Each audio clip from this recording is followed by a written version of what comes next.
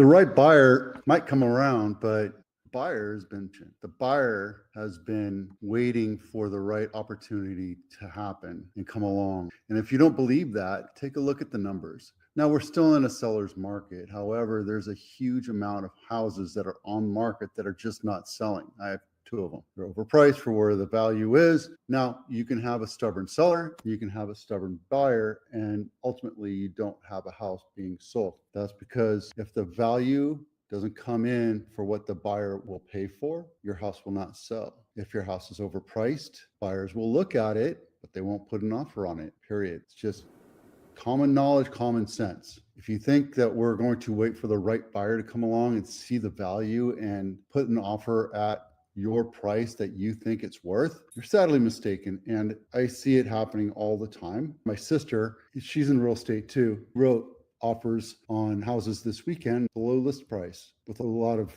concessions on it. And that's just the way it is. Nothing's going to change. One of them got denied. They came back and said, we're not going to pay any commission. We're not going to pay these closing costs. We want you to pay more than what our house is worth. Well, the buyers walked because arrogance, the number one reason why houses don't sell, seller ego. I can guarantee it. We're here to bring the buyer and seller together and make it work, right? When times are great and there's a firestorm and people are desperately trying to buy houses, you can have an attitude about it. Right now, things are slower. Prices are coming down a little bit. Still a seller's market. We're still seeing houses sell list priced over like 3 to 5% over list price if you price it accordingly. If your ego tells you it's worth $1 million and it's worth 500, your house is going to sit. Period. Done. Okay, let's take a quick look at this story here. Return of the buyer's market in 2025 comes at a price. This is written by Ryan Kingsley, editor for Scotsman Guide, the mortgage lenders magazine, keeping us educated on what's going on there. The gap's widening.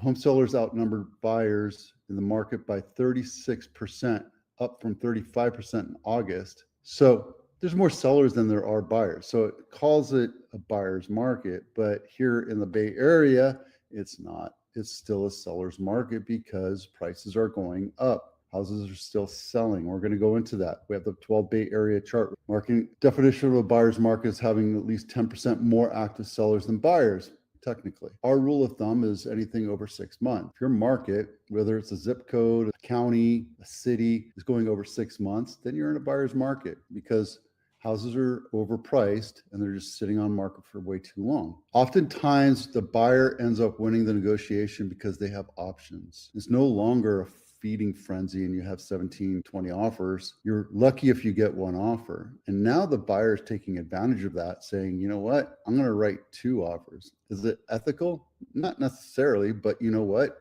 Buyers have options. So when I work with my buyers, I'm saying, let's go write 3 offers, 2 offers, because if you get stuck on one house, then you're not playing with a full deck of cards. You're just saying, oh, I have a pair of 2s. When you have 2 offers down and you come back and see what options are given to you, whether it's a counter offer or a signed offer, you have options. Buyers are taking their time. Buyers are taking advantage of this market. And here's the other thing too.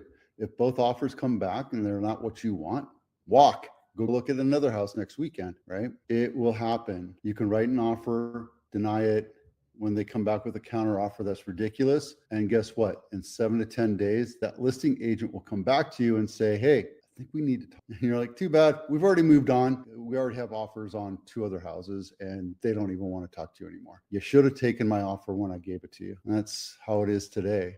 So are we technically in a buyer's market? Not necessarily, but if you find a house that's been on market for 30, 60, 90 days, you might be able to negotiate a little bit. Just saying. Cupertino house of the week. This is Upland Way, not my listing. It's $8.7 million, 6 bedrooms, 7 2.5 baths, 8,000 square feet, built in 2003. And I'm afraid it's in the fire zone. Here it is. You're up in the hills. There's some hiking up there, some beautiful country back there. It's a nice looking house. It's a little opulent. I don't know if I'd pay $9 million for it. There's a lot of cracks that I'm looking at. So far, I don't see anything inside, which is peculiar to me.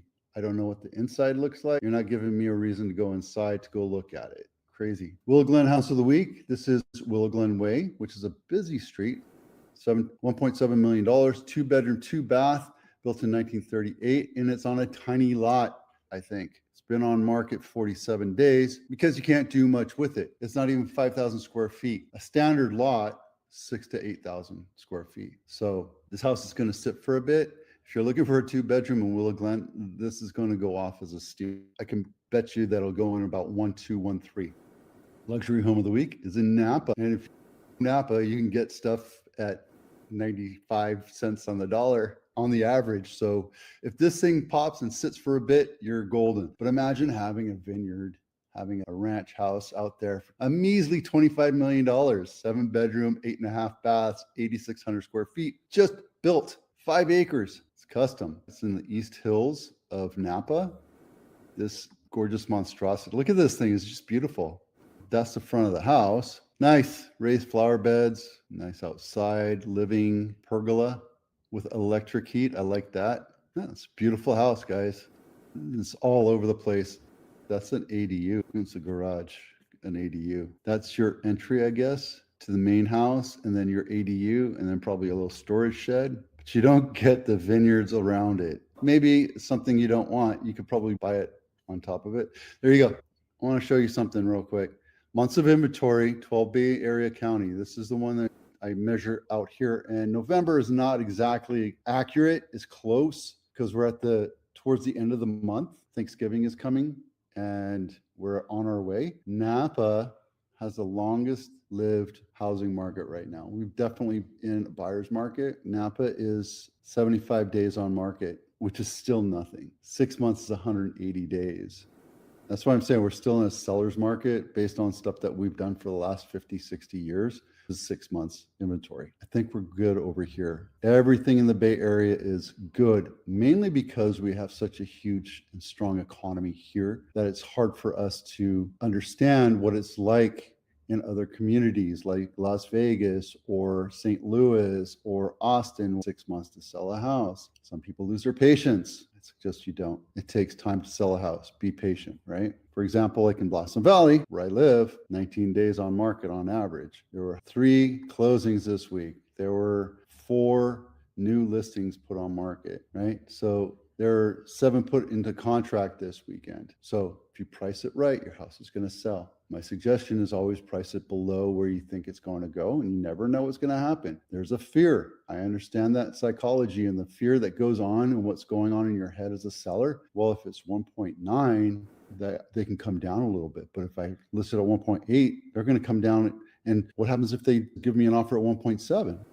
Then tell them no. But at least you'll have more traffic coming in. Closed sales in Santa Clara County, and sales volume just this week alone is 360 million, which is crazy. Now look at Alameda and Contra Costa. If Santa Clara County is out of your price range, $2 million, $2.4 million. Look at Alameda, it's 1.4. It's more affordable and it's not that far away. Granted, we're talking about throwing in all the Oakland houses with Fremont houses and all that too, but you could pay $2 million, $3 million for a house in Fremont, but it's not $3 to $5 million in Cupertino. So you're going to drive a little bit and traffic's going to suck, but that's the mindset, right? Same thing with Contra Costa. You're looking at another $200,000 savings. Is that worth it for you? Napa is 1.4 and you're looking at 94 cents on the dollar on average versus 100.